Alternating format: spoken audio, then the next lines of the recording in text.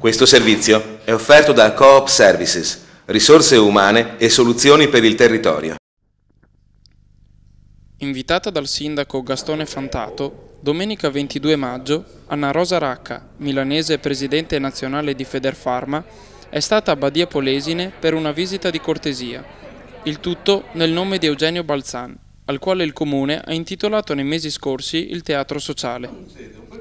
Alla consegna degli ultimi premi Balzan, Fantato ha conosciuto la mamma di Anna Rosa Racca e l'occasione è servita per parlare del celebre badiese, dell'amicizia dell'anziana signora con la figlia di Eugenio, Lina Balzan, e della volontà di venire un giorno a Badia, della quale aveva sempre sentito parlare. Dalla mamma alla figlia il passaggio è stato breve, anche perché pure Anna Rosa Racca voleva conoscere la città natale di Eugenio Balzan. Nella sua visita badiese, la presidente di Federfarma, che raggruppa 18.000 farmacie italiane, è stata accompagnata da Guido Bonetto, che a Badia Polesine ha un'avviata farmacia. Iniziamo chiedendo a Anna Rosa Racca cosa la lega a Balzan. Balzan è stato un grande uomo di giornalismo, una persona fondamentale nel Corriere. Ci sono tanti momenti della mia vita che ricordano la figlia di Balzan, che è sepolta qui insieme al padre. Oggi per me è stata una giornata importante perché vedere questo meraviglioso teatro intestato a lui è veramente il riconoscimento che Badia ha dato a un cittadino importante, un cittadino quindi che ha lavorato per il giornalismo, per la cultura, e quindi io trovo che Badia abbia veramente intestato questo teatro per un giusto riconoscimento. L'idea della fondazione, diceva prima Fra Amici, è nata da chi?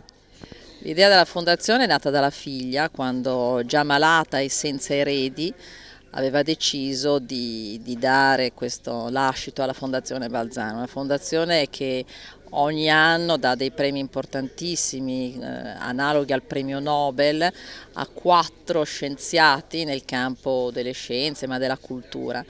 Anche la figlia aveva deciso, e questo l'ha detto anche il presidente Napolitano quest'anno, quindi di dedicare questo immenso patrimonio a chi dedicava la propria vita alla cultura, alla scienza, all'economia. Lei ha fatto un giro per Badia, immagino che è la prima volta che viene a Badia. Che impressione ha avuto di questa cittadina?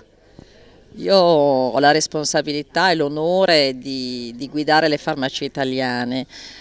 Oggi a Badia ho visto naturalmente la farmacia del presidente Bonetto, ma ho fatto un giro per una cittadina piena di cultura, dall'abbazia alle case, al teatro, naturalmente alle piazze. E quindi tornerò a Milano con il cuore pieno veramente di storia e anche della volontà del sindaco, degli assessorati e di tutte le persone che lavorano qua di rendere Badia più utile, più importante, più bella per i propri cittadini, ma non solo per chi abita qui, ma anche per tutti gli italiani e anche forse per gli stranieri.